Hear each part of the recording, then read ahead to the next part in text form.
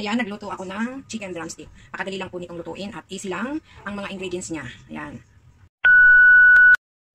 Ayan, mayroon ako ditong 5 pieces na drumstick. Lulutuin ko po ito ng in a easy way.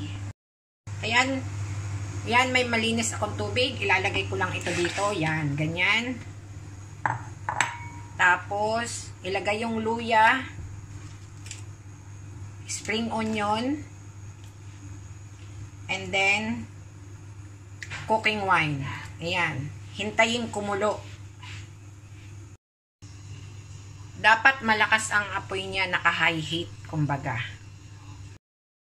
Ayan, kapag kumukulo na, orasan mo siya. Kailangan 5 minutes sa malakas pa ring apoy o high heat pa rin.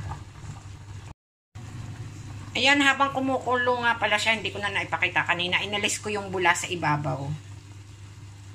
Yung dumi yun eh. Ayan, after 5 minutes, tanggalin na ito. Itong chicken drumstick. Yan. Lipat dito sa pinggan. Ganyan. Ayan.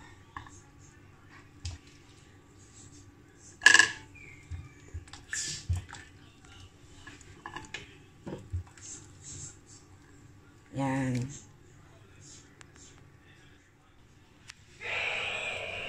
Yan, ngayon, ililipat ko siya dito. Yan.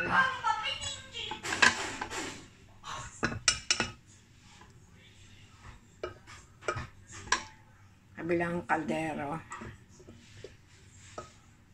Yan. Ngayon, lalagyan ng ginger. Yan. Then, spring onion ulit.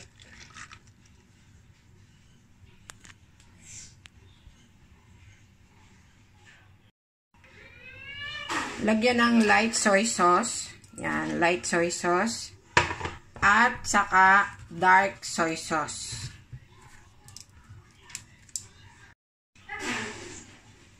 Yan, ito yung dark soy sauce. And then, lagyan ng sugar, rock sugar. At lagyan ng water. Yung pantay lang, lubog na. Yan. Pantayin natin. And then, takipan.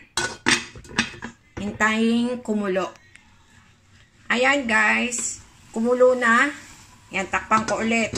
Tapos hinaan ko lang ang apoy. Nga pala guys, pwede rin itong lagyan ng Chinese beer. At saka tubig, then pakuluin. Ako, hindi ko nilagyan ng beer dahil wala akong stock dito. Pwede namang hindi at pwede ring lagyan.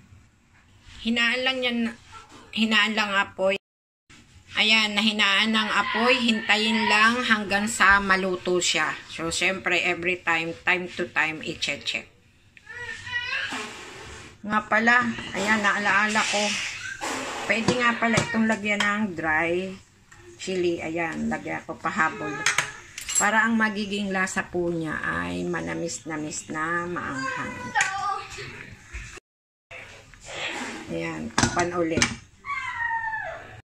Ayan, buksan ko ulit. Time to time, chinecheck ko nga po pala yan.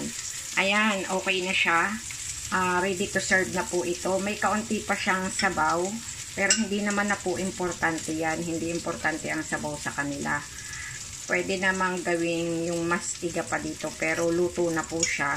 At ang lasa po nito ay medyo maanghang ng kaunti na manamis-namis po. Ayun.